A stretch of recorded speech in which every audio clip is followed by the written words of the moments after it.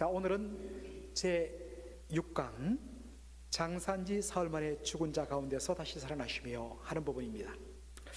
자, 여러분들, 우리가 사도신경을 매주일마다 우리가 암송하고 고백을 하는데, 여러분들 한글 사도신경과 영어로 된 사도신경을 비교해서 보면 다른 것이 딱 하나 있어요. 다시 말해서 영어 사도신경을 한글로 번역을 했는데 번역이 똑같이 되어 있습니다. 그런데 영어 사도신경이 있는데 한글 사도신경에는 빠진 한 단락이 있어요. 한 센텐스가 있어요. 한 문장이 있습니다.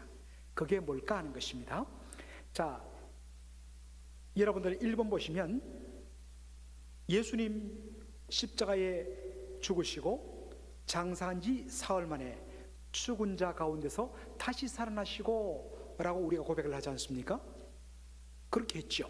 그런데 자, 여러분들 영어로 된 사도신경을 한번 보시기 바랍니다. He was crucified, 십자가에 못 박혔고, dead, 죽으셨고, and buried, 묻히셨고, 장사 지냈고, 그 다음 잘 보십시오. He descended into hell. 그가, 예수님이 지옥으로 descended, 내려가셨고, the third day he rose again from the dead. 예수님께서 3일 만에 죽은 자들 가운데서 다시 살아나셨다. 그렇게 돼 있죠. 자, 그렇다면 3번 보십시다. 영어 사도신경에는 있는데 우리 사도신경에는 없는 것 하나가 뭐냐? 뭐가 빠졌다고요? 예수님이 어디에 내려가시고 지옥에 내려가시고, He descended into hell. 예수님이 지옥에 내려가시고 라는 이 구절은 우리 한글 사도신경에 없습니다. 그렇죠? 여러분들 사도신경 암송할 때 예수님께서 십자가에 죽으시고 장사한 지 3일 만에 다시 살아나시고 이렇게 해야지, 예수님이 십자가에 달려주시고 죽으시고 지옥에 내려가시고 그리고 3일 만에 다시 살아나셨다 이렇게 하지 않지 않습니까? 우리가 한글로 된 사도신경을 늘 암송할 때는 전혀 문제가 없었습니다.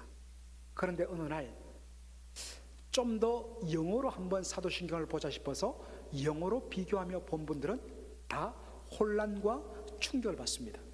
아니, 어떻게 예수님께서 He descended into hell, 예수님이 hell, 지옥에 내려가실 수 있는가? 자, 이 부분에 대하여서 신학적으로 표현한다면 이렇습니다. 이것을 지옥 강하설, The Doctrine, 이게 The Doctrine of the Descent, The Doctrine of the Descent of Christ into Hell, 이렇게 되어 있습니다. 예수님께서 지옥에 내려가셨다 하는 것입니다. 여러분들, 지옥 강하, 내려갈 강자, 아래 하자, 예수님이 아래로 지옥으로 내려가셨다. 여러분, 이것이 도대체 무슨 말일까? 성경에는 그런 내용이 없는데 이게 무슨 말일까? 자, 여러분들, 이 사도신경의 내용에 대해서 천주교회 로만 캐톨릭 처치가 가지는 입장을 한번 보도록 하겠습니다. 이 사람들은 예수님께서 십자가에 달려 죽으시고 그 다음에 장사되시고 그리고 He descended into hell, 지옥으로 내려가셨다는 이 표현을 이 사람들은 어떻게 해석하느냐? 예수님이 선조 림보에 내려가셨다라고 가르칩니다. 여러분들, 림보라는 여러분 영어 단어가 있습니다. 여기 여러분들 잘 접해보지 못한 단어예요. 이 LIMBO, 림보라는 이 단어는요, 라틴어에서 그대로 따왔는데 라틴어로는 림부스라고 읽습니다. 이 림부스, 림보의 의미는요, 엣지, 뭐겠습니까? 어느 자리, 엣지, 가장자리, 이 끝자리, 혹은 바로 경계선, 이 바운더리, 이 경계선을 뜻합니다. 이게 림보란 말의 의미예요. 자, 그렇다면 선조 림보란 뭐냐? 선조란 것은 조상을 말하지 않습니까? 이때 이 조상은 누구냐면 구약 백성들을 말해요. 예수님 오시기 전에 구약시대 여호와 하나님을 믿었던 구약의 믿음의 백성들이 곧바로 천국으로 들어가지 못하고 바로 지옥 바로 들어가기 직전, 지옥 바로 경계선, 지옥의 바로 끝자리에 그들이 머물러 사는 곳인데 이것을 선조 림보라고 그렇게 가톨릭에서는 말합니다. 사실 있다는 게 아닙니다. 그들이 그렇게 지금 개념을 만들어 놓은 거예요. 그래서 이 사람들이 이야기합니다. 아직 예수님께서 이 땅에 오시기 전에 희미하게 믿었던 구약 백성들은 불완전한 믿음을 가졌기 때문에 곧바로 천국으로 돌아가지 못하고 바로 지옥 바로 옆에 있는, 지옥 바로 앞에 있는 선조 림보라는 장소에 그들이 머물고 있었는데, 예수님께서 십자가에 달려 죽으신 후에 예수님께서 바로 지옥 바로 앞에 있는 구약의 믿음의 백성들이 머물고 있는 선조 림보라는 곳으로 내려가셨다. 그래서 2번 십자가에 죽으신 예수님이 구약 백성이 머무는 선조 림보로 내려가셔서, 그리고 당신의 못 박히신 손과 창에 찔리신 옆구리를 보여주시면서 내가 십자가 대속의 죽음으로 말미암아 너희들의 모든 죄를 다 용서했다. 그래서 십자가 대속의 공로에 근거해서 선조 림보에 머물고 있던 어떤 백성, 신약 백성, 구약 백성, 구약 백성들을 바로 당신의 십자가 보혈의 공로에 근거해서 드디어 천국으로 데려가셨다. 이게 로만 캐톨릭 철치의 가르침이에요. 그럴듯하지만 문제는 어디 있느냐? 여러분, 성경 그 어디에도 지옥 바로 들어가기 직전에 조상 림보, 또 유아 림보란 건 뭐냐면 바로 태어나자마자, 아니면 엄마 뱃속에서 사산하거나 태어나자마자 세례받기 전에 죽은 이 갓난쟁이 아이들, 이들은 곧바로 지옥 못 가니까 바로 그 선조 림보 바로 옆에 유아 림보라고 해서 바로 지옥 들어가기 바로 끝자리에 그들을 위한 특별한 바로 장소가 이 유아 림보다, 그렇게 가르칩니다. 이 로만 가톨릭이 가르치는데 이러한 개념은 성경 그 어디에도 없다는 것입니다. 그래서 우리는 이것을 받지 않아요.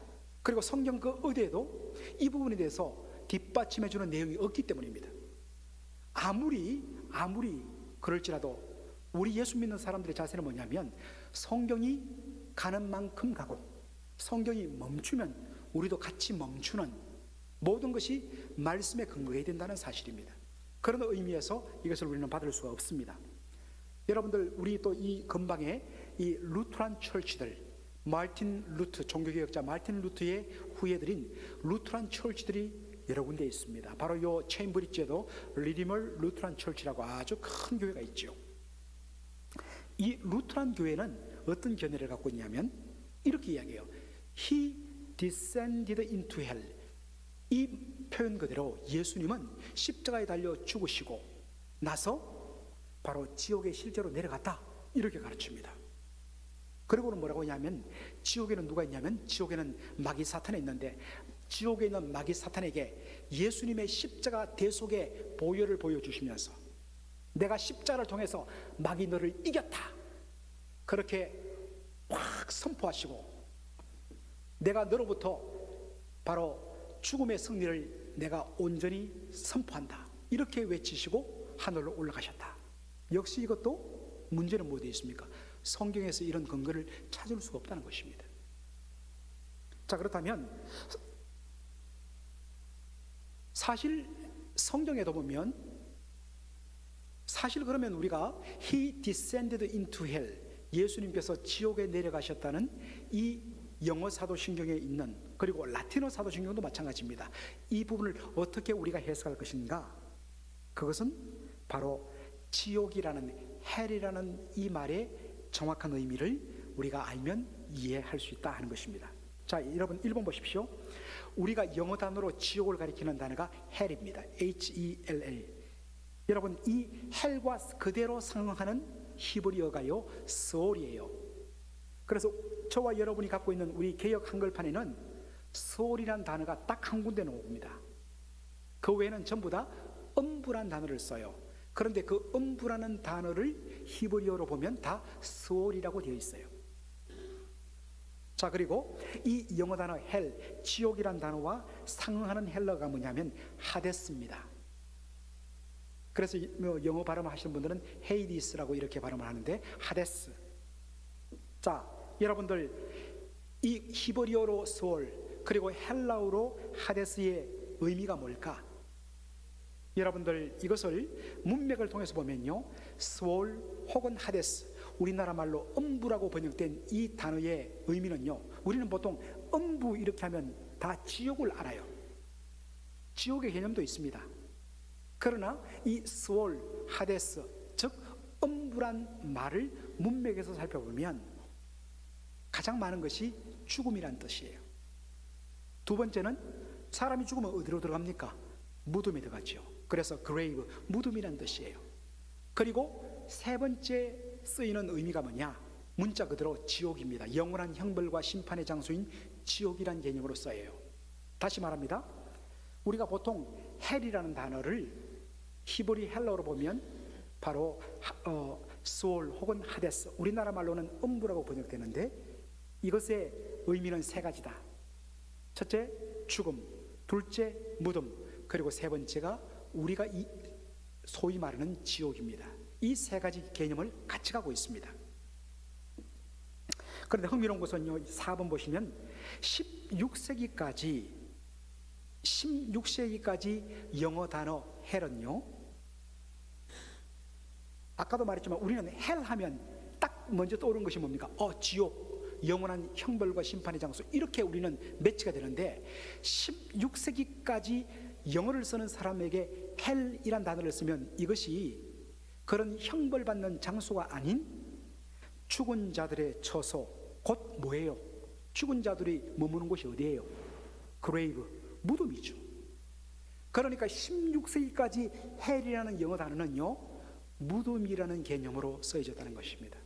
그러다가 이것이 17세기 이후부터 영어권에서 헬의 의미가 바뀌어서 헬이 영원한 형벌의 장소로 우리가 소위 말하는 지옥, 그렇게 개념이 바뀌었다는 것이에요. 자, 그렇다면 이 모든 것을 정리해서 예수님이 지옥에 내려가셨다, He descended into hell이라는 이 말의 바른 의미를 우리가 확인해 보도록 하겠습니다. 1번. 자, 그렇다면 예수님이 지옥에 내려가셨다는 이 사도신경 구절의 의미가 뭐냐? 여기 말하는 지옥, 헬의 의미는 영원한 심판과 형벌의 장소로서의 지옥이 아닌 죽음 혹은 죽은 사람들이 묻히는 뭐예요? 무덤, 그레이브의 개념이라는 것입니다. 그래서 올바르게 해석하면 예수님께서 죽으신 후에 어디에 들어가셨습니까? 어디에 들어가셨어요? 예수님 무덤에 들어가셨죠. 여러분들, 우리는 땅을 파서 이렇게 아래 묻습니다만 유대인들은 바로 바위를 파서 그 바위 속에다가 시신을 넣습니다. 그래서 그 사람들은 그것을 무덤이라고 이야기해요. 자, 이 사도신경에 나오는 He descended into hell, 예수님께서 지옥에 들어가시다는 이 말의 의미를 종교개혁자들은 이렇게 해석합니다. 예수님이 헬의 의미를 예수님이 지옥 같은 어떤 고통, 지옥 같은 죽음의 고통이죠. 아까도 말했듯이만 이 헬의 의미는 16세기까지는 죽음 혹은 죽는 자가 들어가는 무덤을 의미했습니다. 그래서 종교개혁자들은 예수님이 지옥 같은 죽음의 고통을 당하셨다는 의미로 해석을 합니다. 자, 역사적으로 봤을 때 여러분들 초창기 사도신경에는요, He descended into hell이라는 개념이 없습니다. 그런 표현이 없습니다. 그러다가 404년 루피누스란 사람이 만든, 그 사람이 작성한, 그 사람이 기록하고 거기에다가 사도신경의 의미를 추해한 루피누스의 사도신경에 보면 처음으로 He descended into hell이라는 단어가 들어가 있습니다. 그때 그 사람이 넣었던 그 의도는 뭐냐? 바로 예수님께서 참혹한 지옥 같은 죽음의 고통을 당하셨고 죽음의 고통을 당하시고 예수님께서 무덤에 묻히셨다는 것을 강조하기 위해서 썼다는 것입니다. 그런데 이것을 후대 사람들, 특별히 로만 가톨릭은 잘못 이해해서 예수님이 지옥에 내려갔다 했을 때 이것은 바로 지옥 근처에 있는 구약의 백성들이 머물고 있는 선조 림보라는 곳이 있는데 그런 것들도 만들어내고 거기에 들어가서 예수님께서 십자가 대속의 공로에 근거해서 그들을 천국으로 인도했다, 이런 식으로 엉터리 해석이 나온다는 것입니다. 그래서 여러분들 그런데 그러면 질문합니다. 왜 우리 한글 사도신경에서는 이 구절 예수님께서 지옥에 내려가셨다, 지옥 강화 내용이 삭제되었을까? 저는 참 우리 선교사님들이 지혜롭다 생각합니다. 1번, 선교사님들이 한국에 와서 복음을 전함에 있어서 일어날 혼란을 사전에 방지하기 위함이라는 것입니다. 왜냐하면 여러분들, 우리 한국 사람들이 생각하는 지옥, 여러분들 사실 지옥이라는 이 한자 표현요, 이거 엄밀히 말해서 성경적 표현 아니에요. 이 지옥은 불교 용어예요. 그런데 이 영원한 형벌의 심판의 장소로서 그 장소를 다른 말로는 설명이 안 돼요. 이미 한국 사람들에게는 지옥이라는 단어가 조상 때로부터 계속 쓰여왔어요. 하는 수 없이 지옥이라는 단어를 빌려 쓴 거예요. 그러다 보니까 이미 한국 사람에게는 지옥이라는 개념이 어떻게 형성되냐면 영원한 형벌과 심판의 장소, 염려대왕이 막 잘못한 사람들을 영원히 거기서 불고문하는 그런 형벌과 심판의 장소로서 한국 사람에게는 지옥이라는 개념이 이미 자리 잡고 있었어요. 그런 개념을 갖고 있는 사람들 앞에 그대로 문자 그대로 번역해서 예수님이 descended into hell, 예수님이 지옥에 들어가셨다, 이렇게 하면 얼마나 사람들이 혼란을 받겠습니까? 아니, 하나님의 아들 예수님이 십자가에서 우리의 죄를 다 용서하신 예수님이 왜 지옥에 들어가? 왜 그분이 심판을 받아? 사람들에게 혼란이 일어난다는 것입니다. 이것을 방지하기 위해서 의도적으로 선교사님들이 이것을 뺐어요. 저는 굉장히 잘했다고 봐요.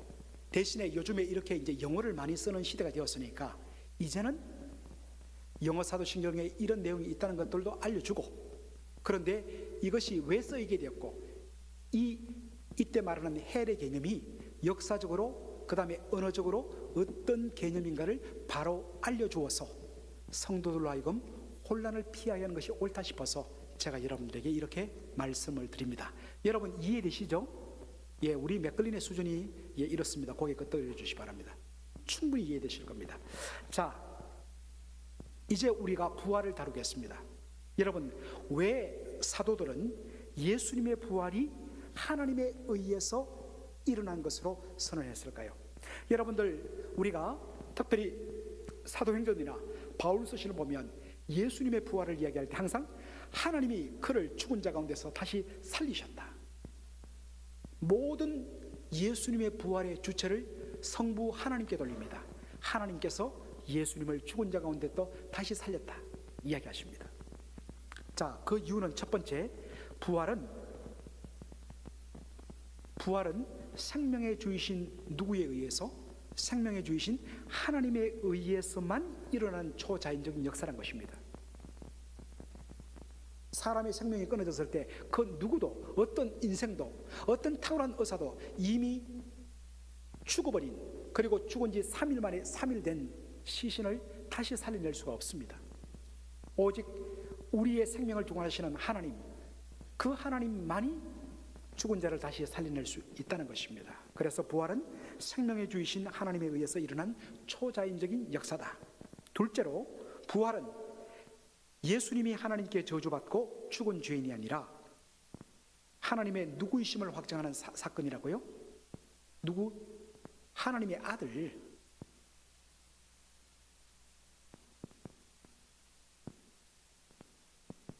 자, 여러분들 로마서 1장 3절로 4절 한번 읽어보겠습니다. 시작.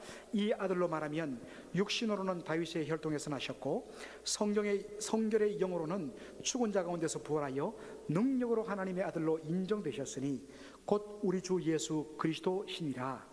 여러분, 거기에 인정되었다는 말이 나와 있는데요, 인정되었다는 말의 원어적인 의미는, 이거를 헬라어 원어로 의미를 보면요, 이랬습니다.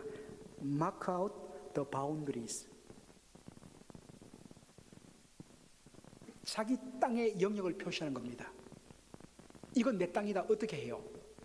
말뚝을 받고 거기다가 색칠을 하고 거기다가 자기 이름표를 붙입니다. 이게 무슨 뜻입니다? 이거 내 거다. 자신의 영역을 표시하는 것, 이게 인정되다란 말입니다. 여러분들, 왜 사람들이 땅에다가 줄을 치고 거기다가 말뚝을 받고 거기다가 이름표를 붙여서 영역 표시를 합니까? 이 땅이 주인이 누구란 겁니까? 나란 겁니다. 그래서 땅의 영역을 표시한다는 것은 이것이 원래 자신의 모임을, 자신의 소유임을, 자신의 것임을, 자신의 영역임을 분명히 선포하는 것입니다. 자, 여러분들, 예수님의 부활은 뭐겠습니까? 예수님의 부활은요, 예수님께서 원래부터 영원전부터 하나님의 아들, 여러분 이야기했지만 우리 한국 사람에게 있어서 아버지와 아들은 어떤 면에서는 종속의 개념이에요. 아들은 아버지보다 열등하고 아버지한테 서버디네이트, 종속적인 개념으로 접근해요. 그러나 유대인들에게 있어서 아버지와 아들 하면요, 종속의 개념이 아니라 아버지와 아들은 동등한 인격체라는 개념으로 유대인들은 접근을 해요. 그래서 그가 영원전부터 원래부터 하나님의 누구이셨음을, 하나님의 아들이었음을, 하나님의 아들이라는 것은 뭐라는 겁니까? 아버지 하나님과 동등한 신적인 성품과 동등한 신적인 본질과 동등한 신적인 영광을 가진 동등한 하나님이란 뜻이에요. 예수님은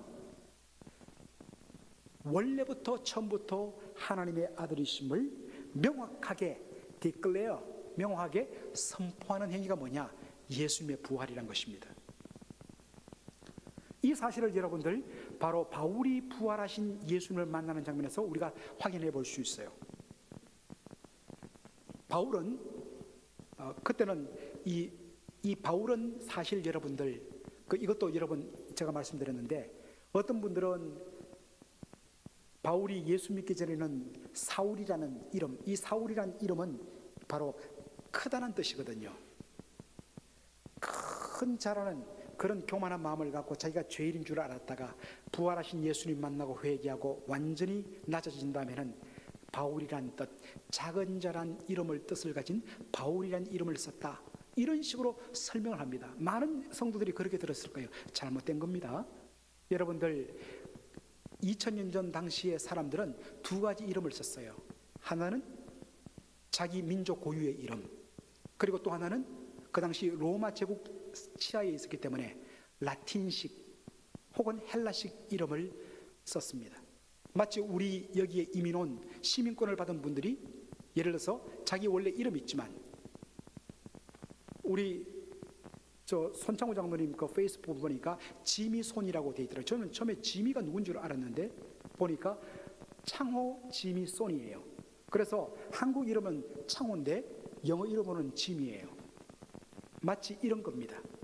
그래서 사울은 이 유대식 고유의 이름이고, 그가 또 로마 시민권자였기 때문에 소위 로마식 이름 바울로스라는 그 이름을 갖고 있었던 거예요. 자, 어쨌든 간에 사울이 그 당시 예수 믿는 사람들을 잡아 죽이기 위해서 살기등등하여서 다메섹, 요즘에 한참 시리아 내전이 일어나고 있는 다마스커스 수도죠, 다메섹에 있는 예수의 제자들을 체포하기 위해서 올라가다가 가는 도중에 빛 가운데 임하신 부활하신 예수님을 만나요.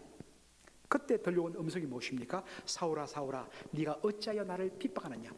주여 네 신이니까 했더니 거기 뭐라고 이야기합니까? 나는 네가 핍박하는 누구라? 예수라라고 이야기합니다. 여러분, 이 순간에 바울이 얼마나 큰 충격을 받았을까요?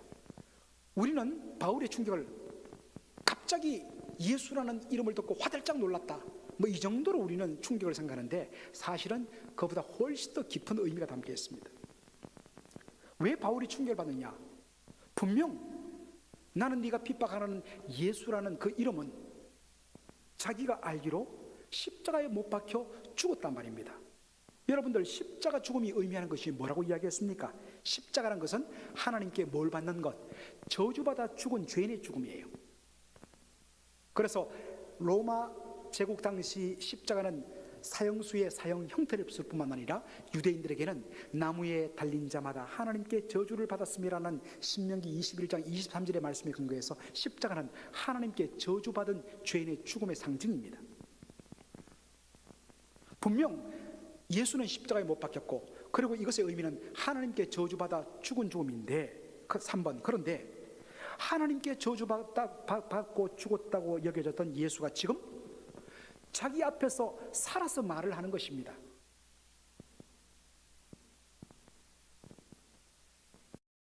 여러분들, 예수님의 음성이 그에게 들렸다는 것은 뭘 의미해요?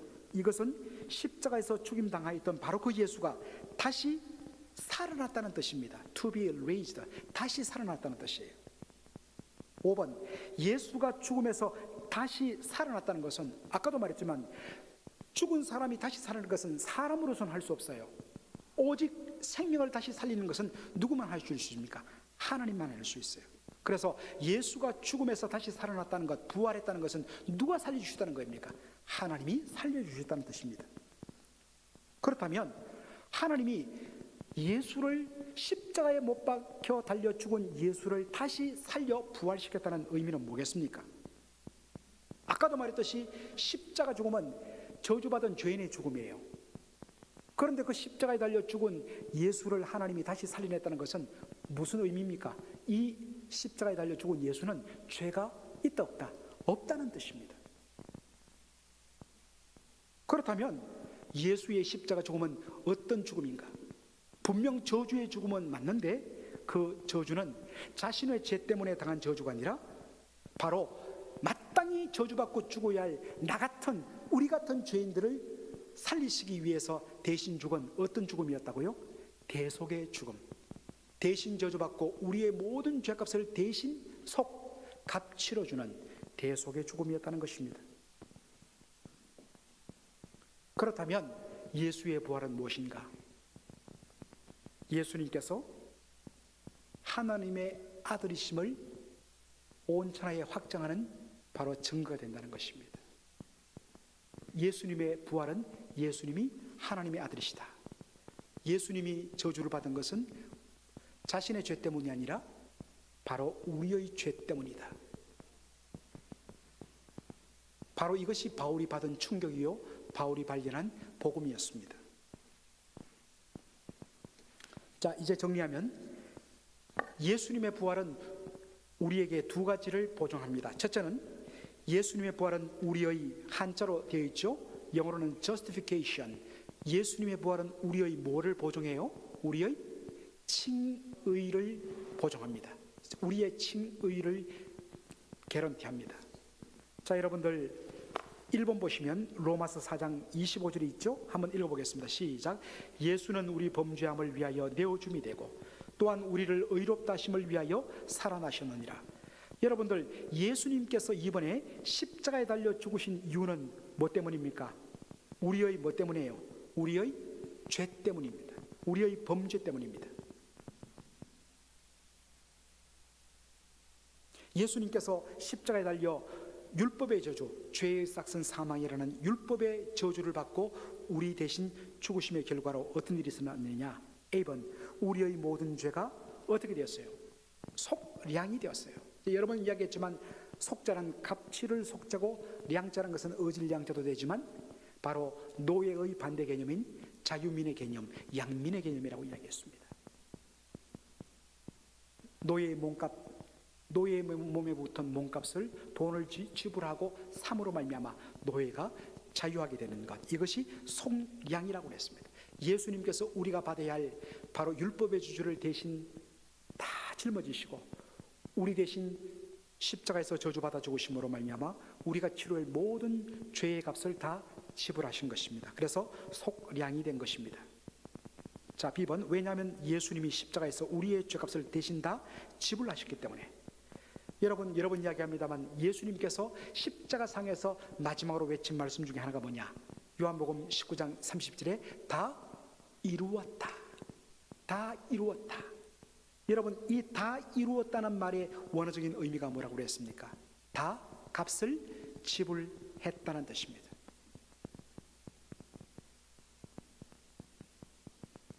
4번, 이런 의미에서 예수님께서 죽음을 이기시고 다시 살아났다는 것은 무슨 뜻이겠습니까?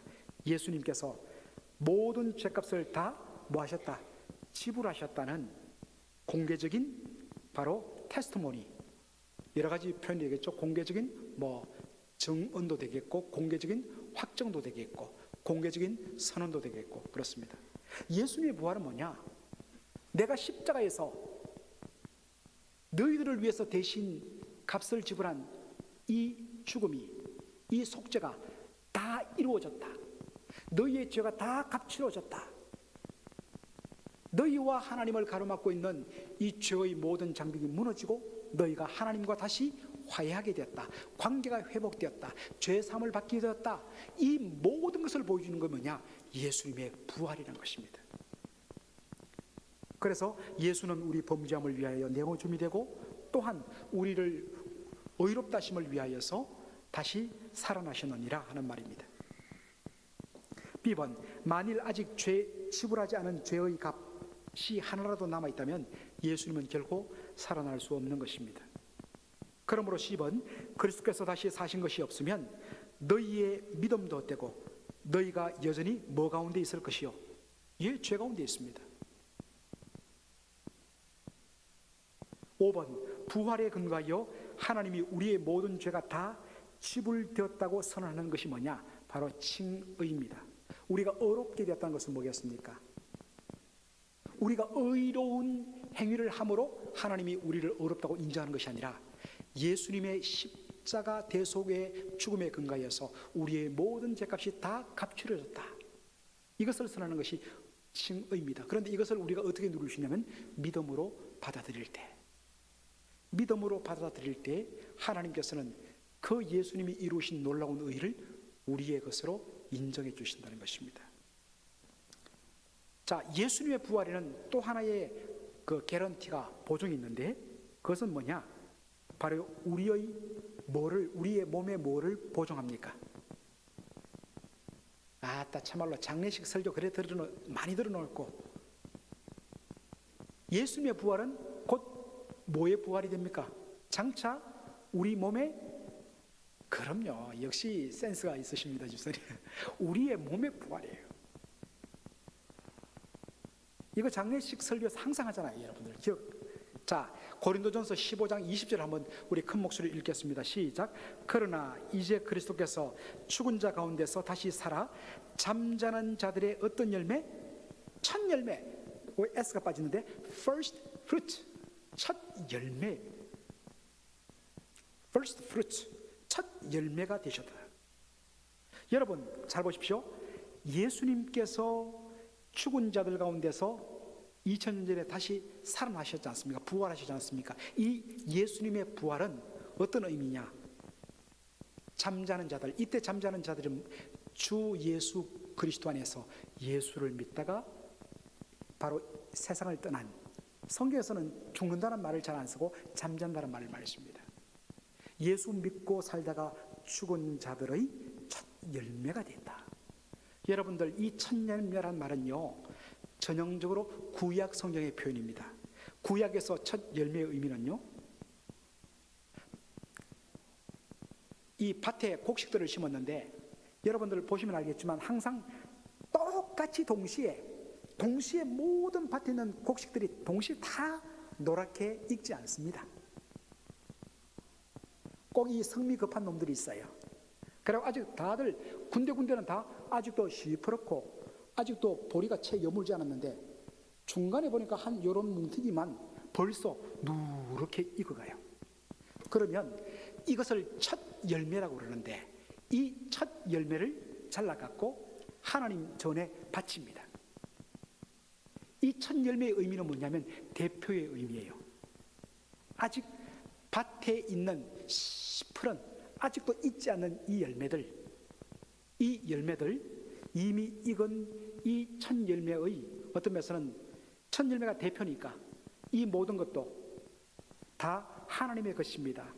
그 하나님의 것을 어떻게 표현했냐? 첫 열매로 바치는 겁니다. 여러분, 우리가 11조를 드리지 않습니까? 11조란 것은 10분의 우리의 어떤 수입의 10분의 1을 하나님 앞에 드린다는 의미가 뭘까요? 대표입니다. 이 나머지 10분의 9도 다 하나님께 주셨다는 것을 고백하는 의미에서 10분의 1을 대표로 드리는 거예요. 그렇다면 나머지 10분의 9도 다 하나님의 것이기 때문에 이것을 내 마음대로 내 탐욕을 따라 쓰는 것이 아니라 항상 하나님이 주신 것을 감사하게 누리면서 하나님이 기뻐하시는 선한 일에 쓰는 것입니다. 이게 11주의 의미거든요. 바로 이것이 첫 열매의 의미입니다. 그래서 첫 열매를 3번 하나님께 드린다는 것은 아직 밭에 있는 익지 않은 다른 모든 열매도 하나님께 드려졌다는 의미입니다. 예수님께서 부활의 첫 열매가 되셨다. 이게 뭡니까? 아직 우리는 예수 믿고 이 땅을 살다가 죽어요. 우리 앞서간 믿음의 우리 선배들이 있지 않습니까? 함께 신앙생활하다가 지금 저기 묻히신 분들이 계시지 않습니까? 영적으로 봤을 때는 아직도 잠들어 있어요. 그러나 우리가 그분들을 땅에 묻을 때 어떤 확신이 듭니까? 부활의 첫 열매 되신 예수님, 그 예수님께서 다시 살아나는 것을 바라봤을 때에 이들도 장차 우리 주님 오신 그날에 부활의 첫 열매가 되신 예수님이 사망 권세 이기시고 살아났듯이 이들도 살아날 것이다. 그래서 우리가 어떤 의미에서는 눈물이 있고 슬픔이 있지만 부활의 첫 열매 되신 예수님처럼 그들도 예수님 오실 때에 반드시 부활할 것을 믿는 믿음 때문에 슬픔을 이기고 그들을 우리가 땅에 모시는 것이죠.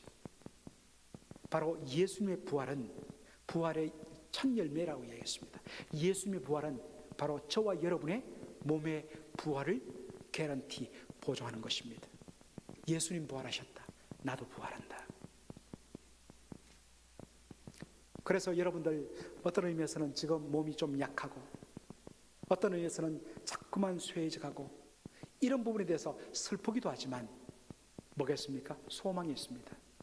언젠가는 이 땅에서 주님 오시기 전에 내가 먼저 세상을 떠난다면 나는 땅에 묻힐 것이다. 그러나 예수님이 부활의 첫 열매이시기 때문에 예수님처럼 나도 부활할 것이다. 이것이 우리의 담대함이 되어야 된다는 것입니다. 기도하도록 하겠습니다.